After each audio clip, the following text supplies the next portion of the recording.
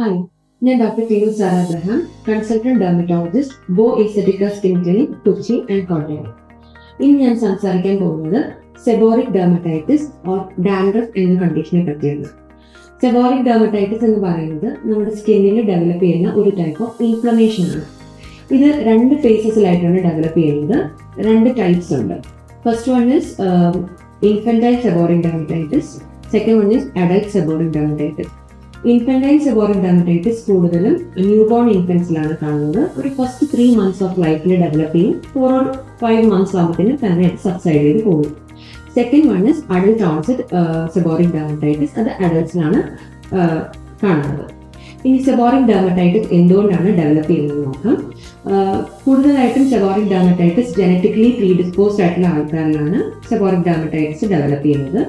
Main cause എന്ന് പറയുന്നത് നമ്മുടെ സ്കിന്നിൽ നോർമലി പ്രസന്റ് ആയിട്ടിരിക്കുന്ന ഒരു ടൈപ്പ് ഓഫ് ഫംഗൽ സ്പീഷീസ് ഉണ്ട്, മെലസീസിയ പെർപ്പർ. ഇതിന്റെ ഓവർ പ്രൊഡക്ഷൻ കാരണമാണ് സെബോറിക് ഡെർമറ്റൈറ്റിസ് ഡെവലപ്പ് ചെയ്യുന്നത്. അതുപോലെ തന്നെ നമ്മുടെ സ്കിന്നിന്റെ നോർമൽ ലിപ്പിഡ് ബാരിയറിൽ എന്തെങ്കിലും ഒരു ഇംബാലൻസ് സംഭവിച്ചാലും സെബോറിക് ഡെർമറ്റൈറ്റിസ് ഡെവലപ്പ് ചെയ്യണം. ഇങ്ങനെയാണ് സെബോറിക് ഡെർമറ്റൈറ്റിസ് പ്രസന്റ് ചെയ്യുന്നത്. അത് ഡിഫറെന്റ് ടൈപ്സിൽ പ്രസന്റ് ചെയ്യാം depending upon the severity. Milder ഫോംസിൽ ചെറിയ വൈറ്റ് പൊടി പോലെ, അതുപോലെ തന്നെ വൈറ്റ് സ്കെയിൽസ് ആയിട്ട് കാണാൻ സാധിക്കും. സിവിയർ കേസസിൽ റെഡ്നെസ്സും ഇച്ചിങ്ങും അതുപോലെ തന്നെ ഒരു യെല്ലോയിഷ് ഗ്രീസി സ്കെയിൽസ് ആയിട്ട് ഡെവലപ്പ് ചെയ്യുക. ഇനി ഏതൊക്കെ ഏരിയാസിലാണ് സെബോറിക് ഡെർമറ്റൈറ്റിസ് ഡെവലപ്പ് ചെയ്യുക? Mainly seborrhoeic areas.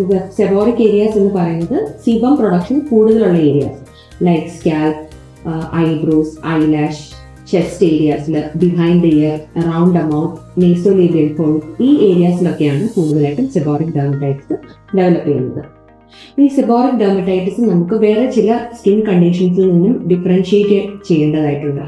Like scalp psoriasis, അതും ഇതുപോലെ തന്നെ വൈറ്റ് സ്കെയിൽസ് ആയിട്ടാണ് ഡെവലപ്പ് ചെയ്യുക. പക്ഷേ അത് കുറച്ചും കൂടെ സ്കാൽപ്പിൽ നിന്ന് കുറച്ചും കൂടെ മാറി നോർമൽ സ്കിന്നിലേക്കും കൂടെ എക്സ്റ്റൻഷൻ കാണാൻ സാധിക്കും. അതുപോലെ തന്നെ fungal infection of the scalp, tinea capitis, കൂടാതെ ഡിസ്കോയിഡ് ലൂപ്പസ് എറിത്തമെറ്റോസിസ്, ഇങ്ങനത്തെ കണ്ടീഷൻസിൽ നിന്നൊക്കെ നമുക്ക് സെബോറിക് ഡെർമറ്റൈറ്റിസ് ഡിഫറൻഷിയേറ്റ് ചെയ്യേണ്ടതായിട്ടുണ്ട്. ഇനി സെബോറിക് ഡെർമറ്റൈറ്റിസിന്റെ ട്രീറ്റ്മെന്റ് ഓപ്ഷൻസ് ഓൾറെഡി നമ്മൾ പറഞ്ഞു. ഫംഗൽ ഗ്രോത്തിന്റെ കൂടുതൽ കൊണ്ട് നമുക്ക് സെബോറിക് ഡെർമറ്റൈറ്റിസ് ഡെവലപ്പ് ചെയ്യാം. അതുകൊണ്ട് മെയിനായിട്ടും നമ്മൾ ട്രീറ്റ്മെന്റ് ഓപ്ഷൻസ് ആയിട്ട് യൂസ് ചെയ്യുന്നത് ആന്റി ഫംഗൽ ലോഷൻസും ആന്റി ഫംഗൽ ഷാംപൂസും ആണ്. Anti fungal lotions and shampoos severity അനുസരിച്ചിട്ടാണ് നമ്മൾ എത്ര ഫ്രീക്വന്റ് ആയിട്ട് യൂസ് ചെയ്യണമെന്ന് പറയുക. സിവിയർ കേസസ് ഓഫ് ഡെർമറ്റൈറ്റിസിൽ നമ്മൾ ഓൾട്ടർനേറ്റ് ഡേ ആപ്ലിക്കേഷൻ ആണ് പറയുക. മൈൽഡർ കേസസിൽ 1 weekly or 2 weekly യൂസ് ചെയ്താൽ മതി. മെയിനായിട്ടും ശ്രദ്ധിക്കേണ്ടത് സെബോറിക് ഡെർമറ്റൈറ്റിസിന് ഒരിക്കലും ഒരു കംപ്ലീറ്റ് ക്യൂർ ഇല്ല. നമുക്ക് എപ്പോഴും മെഡിസിൻസ് യൂസ് ചെയ്യുന്നത് വഴി അത് ഒരു കൺട്രോളിൽ വെക്കാനാണ് സാധിക്കുക.